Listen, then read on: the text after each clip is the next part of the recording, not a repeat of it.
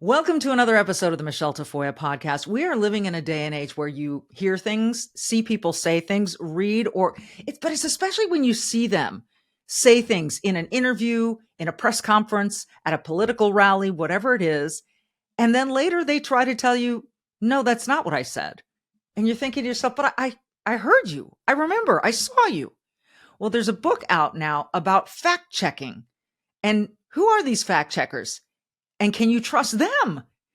It'll make you laugh, but it also might make you cry. That's next. Welcome to the Michele Tafoya podcast. Well, this is a beauty. Nothing is truly too absurd to check as long as it's coming from a Republican.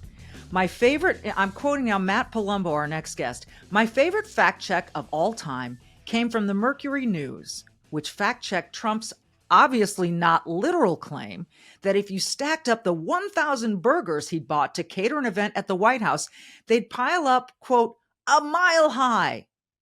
That produced a headline that you can't help but laugh at. Fact check. At 2 inches each, 1,000 burgers would not reach 1 mile high. The president lied to you about the burgers being a mile high. Whatever happened to just saying things, as a kind of a quip? This thing went on for miles. I could see for miles. Maybe you couldn't really see for miles. Should you be fact checked? We're talking about hamburgers. And we're talking about the president of the United States saying they stacked up a mile high and they fact checked it.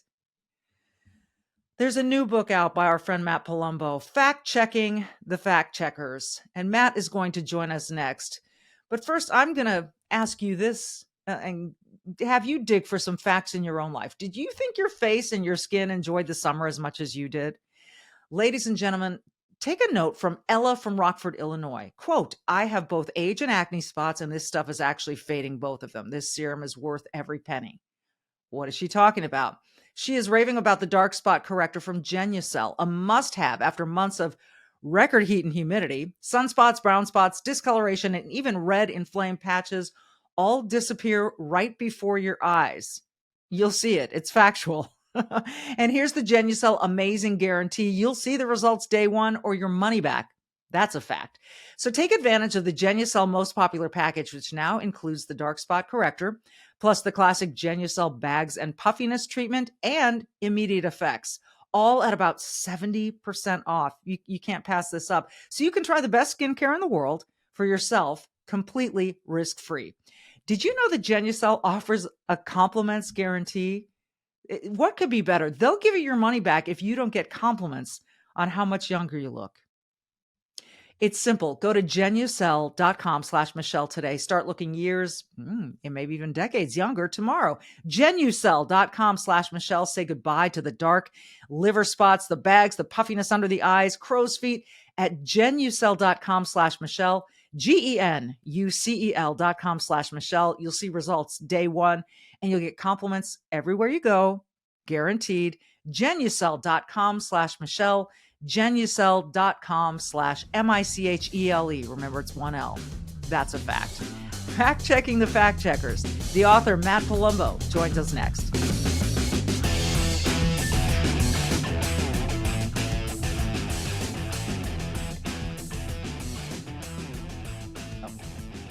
Matt, great to see you again. Congratulations on this new book. I can recall so many times where I might have sent out an email or sent out something on, social media where someone fired back and said, I went to Snopes and this is wrong, or fact checkers, anonymous says this. We think that fact checkers are who they say they are. Why are we wrong to think that? Well, thanks for having me on. One of the points I make early on in the book is that there has been a decline in the amount of journalism jobs out there in the country. And journalists have always had this kind of reputation for being left-leaning. And if you look at the growth in the fact-checking industry, it almost is a mirror image of the decline in journalism. And it's almost as if these left-wing journalists are kind of going into that industry. And if you look at who founds these groups, I mean, there's groups like Lead Stories, which is run by a bunch of ex-CNN people. PolitiFact is run by the Poynter Institute, which has received funding by Soros and all these other similar groups. And really every single major fact-checking group, except ones that came along way later, like the Daily Caller, and actually, I can't really think of very many right-leaning leaning ones at all. In fact, something that comes to mind. But primarily, they're left-leaning, and the way the bias shows up is in many ways. The most obvious is they will just disproportionately check right-wing statements to give kind of this appearance that there's more right-wing misinformation. But then, two, they just use lower standards. There are cases in the book I have where they will admit someone is right, but then rate it false because they don't think it's relevant. So just to give one example for your next question, Maria Bartiromo said, she was making this point that isn't it ironic that the amount of oil we import from Russia has actually doubled under Biden. And Democrats are always saying, like, Trump's in bed with Russia. What's the deal there? So PolitiFact, this guy Jacob Reyes looks into the claim, and he rated it false. And then you read the article, and within the first few paragraphs, it says, while it is true our imports from Russia have doubled, ... So he admits it's true, and the editorializing is, well, it only doubled from 3% to 6%, so it's not that significant. Oh, so that my was goodness. his response, that it was true, but who cares? And the whole book is examples like that where I try to make it amusing, because if not, it's really frustrating to have to read. Well, that's what I was going to say when I was reading through some of it. I didn't know whether to laugh or cry. I mean, some of it was absolutely hysterical, but then I got really angry. I was thinking, people go to these fact checkers, and they are all over the place. Some are affiliated with certain newspapers, as you mentioned, and you go there because you really hope you're going to get the true story. Heck, I've seen stuff about me on Wikipedia that is so far from the truth that it's really appalling to me that it's gotten away with so much. So Facebook, yes, Twitter, I guess X now, the Instagram, I don't know if they do much fact checking, but we'll just look at Facebook and Twitter. They have their fact checkers that are employed within their companies, correct? So I think they might have actually originally done that, but the way they did it during the 2020 election was they would partner with the major fact checkers, and it was all like the big name ones plus that one right-wing one from the Daily Caller, but it would give them basically authority of being the final arbiter of truth on Facebook and formerly Twitter, but Elon Musk did away with that. So one of the benefits for the now Biden administration, but then campaign is whenever there was a viral clip of Biden having a gaffe or getting a factual misstatement or something, there would be a fact-checking article kind of in the theme of who are you going to believe, us or your own eyes and ears? And they would claim to debunk what we could just see. And then if you were to share the video on Facebook, you would get a warning of, no, this is misinformation. Read this article. And not only that, if you run a public page, it dings your page. So it significantly reduces the percentage of your audience that sees your posts. In that, I had worked for companies where they might have 3 or 4 million likes on a Facebook page and 100 people would see a post. So it can really drastically throttle a page, and really it did destroy a lot of right-leaning pages during that election. It certainly did. And then, of course, the COVID misinformation, disinformation. We almost had that governance board. I mean, it's sounding more and more Orwellian every single day to me. And are they going to tell us next that after Joe Biden in Vietnam said, I don't know about you, but I got to go to bed? Are they going to say, well, in actuality, he may have said that, but he didn't go straight to bed. He stopped and had a cup of tea first. I mean, it is what you've said here. Don't believe your lying eyes. Don't believe what you see. Believe what we tell you, because we have 3 letters like CNN or whatever after our names. And it's really frustrating. I want to get to some of these. This is great. The best of list. Yes, the best of list. The 99.992% true claim from DeSantis made false. This was during Hurricane Ian. Go ahead and tell that story about Lee County. So Lee County. So DeSantis was saying Lee County is out of the hurricane forecast cone.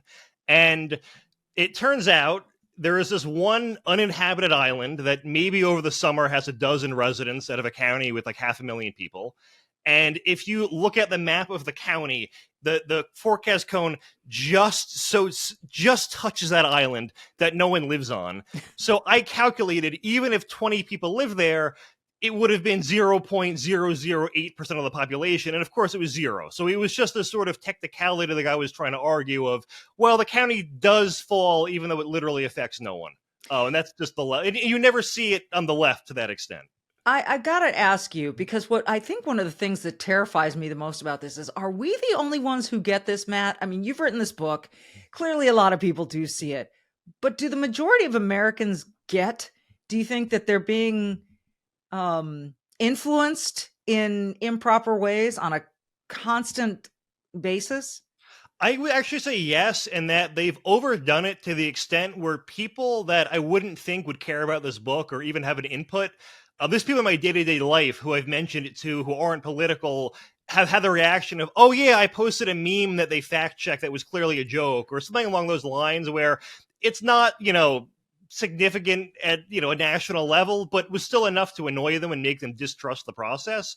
And I think the COVID era too is going to cause a lot of people to think otherwise. And that, I pointed out, I have a whole chapter on the COVID era, and the fact checkers are never prophetic. They never are ahead of the curve. So I did a whole section on the lab leak hypothesis, and somehow within a month of it being proposed by, I think Tom Cotton was the first at it, then Trump, they all decided in unison it couldn't be true. And then all, without exception, have now either said, okay, it's probably true, or, well, we don't know, but are never going to look into it ever again because we'll look bad. So they got the most significant issue of 2020 wrong. So I don't know why we trust them anywhere else. That is what makes me, that's the part of this that makes me want to cry. But let's go back to the part that makes you want to laugh, because some of this is so good. Fact checkers try to cover up the Biden administration crack pipe giveaway. Yes. I remember this because I was doing an interview when this story broke. I was going to do an interview with someone, and they didn't know I was on the line yet, the hookup. And I heard them in the background saying, did you see what conservatives tried to do with this crack pipe thing? And I thought, oh my gosh, they really believe what they've decided to believe. When the Washington Free Beacon broke the story about the Biden administration paying for crack pipes as part of so-called harm reduction efforts to fight drug abuses, Snopes claimed it was mostly false, while USA Today, factcheck.org, doesn't that sound so official and pure, factcheck.org, and others failed to call the story, or rallied to call the story false. What did they do? How could they possibly call this story false? So it basically by not fact checking it, because the Washington Free Beacon, all they did in response was to go, no, we got the crack pipes. They contacted they did all the work. So it was undeniable. And what the left does is it's always a two-part approach. They'll deny something crazy. So the part one is, no, of course we're not giving out crack pipes. But then once it's proven, then it shifts to, well, okay, but it's for a good reason. It's harm reduction. At least they're not doing something worse than smoke. I don't know. But that's how they phrase it. It's really quite crazy. Mm-hmm. Here's this one. Not all, just most. The case of Democrat control of America's most violent cities. Mm-hmm. The Washington Post, Philip Bump, decided to try to fact check a statement from Donald Trump that, quote, you hear about certain places like Chicago, and you hear about what's going on in Detroit and other cities, all Democrat run. Every one of them is Democrat run. 20 out of 20, the 20 worst, the 20 most dangerous are Democrat run. So what did Bump do? Well, he debunked it. It turns out it's only 19 of the top 20. So there we finally got it, which it's so annoying too, because the many fact checkers have a rating scale that would go from being something like a minor lie to a major lie. And they also editorialize there, and that would be a mostly true statement. I mean, 95% is in A to maybe an A+ with grade inflation. So to say that's false is just ridiculous. And the one thing he missed was the city that had a non-Democrat mayor was Springfield, Missouri. And the reason they didn't have a Democrat mayor is because none of their mayors have a political party. There are certain cities in this country that have nonpartisan mayoral elections and city council elections. So it'll look like they're all nonpartisan, but they're usually just Democrats who don't have an official party status. And that was what happened here. It's just nuts. And not only, I think in this case, there's the reaction, right? No, it's only 19, not 20. Yeah. And then they use that to say Trump lied, or so and fill in the blank lied. And they explode this thing into this picture of dishonesty that is far greater. It's outsized, right? I don't know why people listen or accept that. Well, that's the goal of the book. Is it doesn't even need to be read in any particular order. It's just back to back, get a load of these guys and how they can't get anything right. And in fact, I think one of the favorite chapters to write was called Fact Checkers versus Fact Checkers, because while it is true, like a large thesis of mine is they do sort of work in unison and get things wrong together. They're not always doing that. In fact, there many of the times they're not going to be, and they often can't even agree with themselves. So you'll have the same author will cover the same claim by different people and can't agree with himself. One of my favorite examples was, and this kind of goes into how they protect Biden. The beginning of 2022, the economy shrank for 6 months, which is the definition of a recession, right, or at least what we had for 50 years at least. So yes, the Biden administration then started doing this narrative of, actually, that's not the official definition. It's an unofficial definition. And what do you know? The fact checkers all agreed. And then once, so the purpose of that was, once it gets reported that, hey, the economy shrunk for 6 months, we're in recession, if that article gets posted on Facebook, all of a sudden it gets fact checked. So you can't claim that. So one of the people who wrote one of those articles to that effect for PolitiFact, I think it was Louis Jacobson, I went through his prior work, and it just so happens 5 years prior, Donald Trump claimed there was a recession Obama's last year in office. And this same writer said, no, that's not true, because a recession is when the economy shrinks for 6 months. And that never happened. So I thought, you know what? How about all these other guys? Why don't I see what they did? Every single person in that chapter that I found redefined recession under Obama, either them or their publication used the prior definition at some prior point in their history. So everyone in unison used the definition and then suddenly decided, oh, if Biden says so, I guess we got to change. And you know that when it's a Republican, it's a very different set of facts that they use. It is so partisan that it's embarrassing, really. Yeah. I like this one too. Fact checking the hypothetical, even the unknowable is worth fact checking as long as it can support a liberal narrative. In fact checking the hypothetical opinions of dead people, PolitiFact wrote an entire article attempting to argue that George Washington wouldn't have been an ally of the modern gun rights movement. Yes. In another article, they admitted that it's true that Nazis disarmed Jews leading up to the Holocaust, but argued that it wouldn't have made a difference in helping Jews defend themselves. How can they prove that? Well, that's the thing. I think they just kind of, I was wondering, I'm like, did this woman envision like a hypothetical battle in her head and then just go, oh, I guess they didn't win in my head. Okay, so I should give context. Like a big thing with fact checking is kind of the perceived implication behind a statement. So they were trying to disprove comments that, gun control would prevent, or having guns could prevent either government tyranny or genocide. And people will try to make that argument by pointing out how strong our military is, but they were doing it in the context of the Holocaust here. And I think they admitted there was something like 200,000 guns in private hands of Jews. And I'll take 200,000 over zero. I just don't get in what world could it have hurt? Is the question that is the question, and I that argument. Well, you and a gun can't beat the U.S. government and all their power. It's really not the point. And I know that's a separate argument, but while I think that is true, the point, if a government was to turn tyrannical, it's to occupy territory and roll over people. And you need boots on the ground for that. And armed people would prevent that. I mean, we saw Vietnam or Afghanistan. There's countless examples showing that, I think. Yeah. So, last one I'll get to with you, because this one drives me crazy. I think I saw Biden say this more than once, but during a rally in New Hampshire in February 2020, so we're talking about the 2020 election, Biden told the crowd, we are going to get rid of fossil fuels. And I think he even later said it in a debate. I'm not positive, but in the category of fact checkers versus our eyes and ears, we're supposed to believe he didn't say exactly that. What's the Didn't he say it?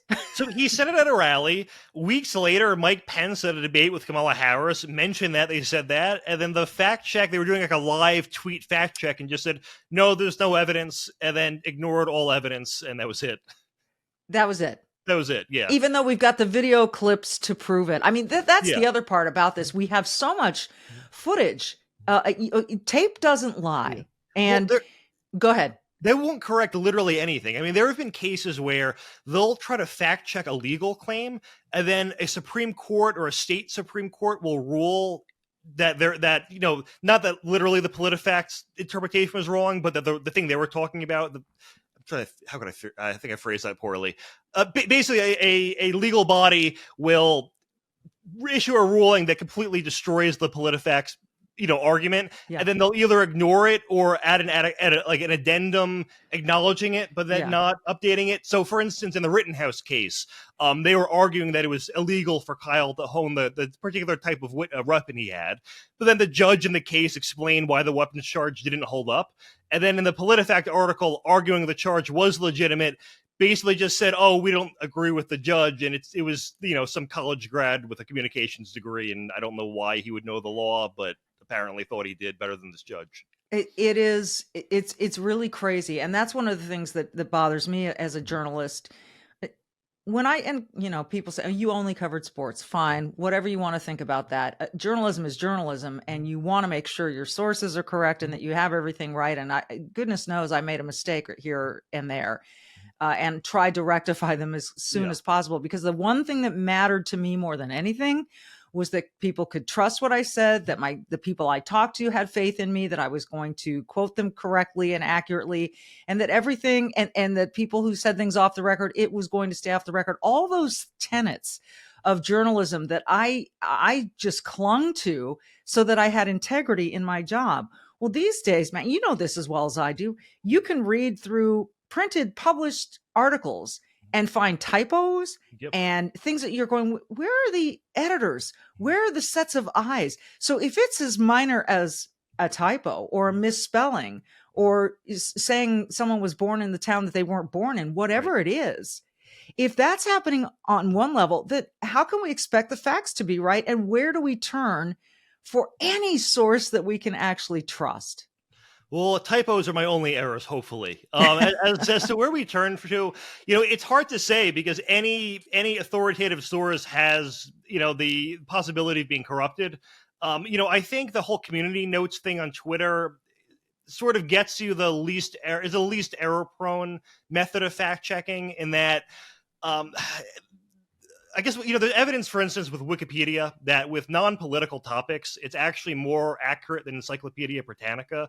And the theory is kind of like, if there is a page for a TV show, there's always some nerd who's going to know 100% what's true and can update it and such. And it's kind of the same with community notes, in that if you have a million people fact-checking, it's kind of wisdom of the crowd. So you're going to average out everyone's errors, and you're not going to get it right 100% of the time, but it's better than getting some guy who graduated college 2 months ago and, who's working for PolitiFact. Right. And he's working there because he's got an agenda, and it's all agenda driven and biased. And it's so frightening right now in the United States of America, where free speech is in many ways being quashed by this. Right. I mean, can we go to that extent to say that I think about COVID again, that some opinions and questions and statements of fact were quashed because they didn't go along with the politically appropriate narrative. Yes, yeah, that's kind of the point of the whole third of the book, is just all the ways that government themselves also has tried to utilize fact-checking as their sort of Trojan horse. And, the so-called Disinformation Governance Board was kind of the peak of that, but I think they'll probably even try again with something like that. And it just seems like this is going to be the Trojan horse they use. When you hear the word disinformation, the average person does take it to mean exactly what it means, disinformation. They don't realize it means generally things we don't like. And we saw that time and time again with COVID. There was, we were told to follow the science, but no one could really show you what the science even was. And I mean, science itself is all about debate, so it makes no sense to have one point of view. And they somehow picked the one point of view that was wrong about everything as well. So just a comedy of errors. Yeah, comedy. Yeah. If it weren't so sad It and wasn't weren't, tragic, yeah. yeah, and scary, it really is. I'm really glad you put this book together. I Thank hope you. it does really well. It's a great. I think it's one of those great books to have just around Yes. because every now and then you can just grab it and look at one of these moments in time where someone said or did something and made a statement, and the fact checkers, work themselves into pretzels to try to say, oh, that's wrong. And it's amusing, but it's also eye-opening. There are a lot of revelations in here that are fascinating. I really appreciate you coming on, Matt. All the best with the book. Oh, my pleasure. Thank you so much for having me. I love it. It's a book that shows someone to have some courage to call these people out and to do some good by sharing it with the rest of us. So as always, be brave, do good, and we'll see you next time.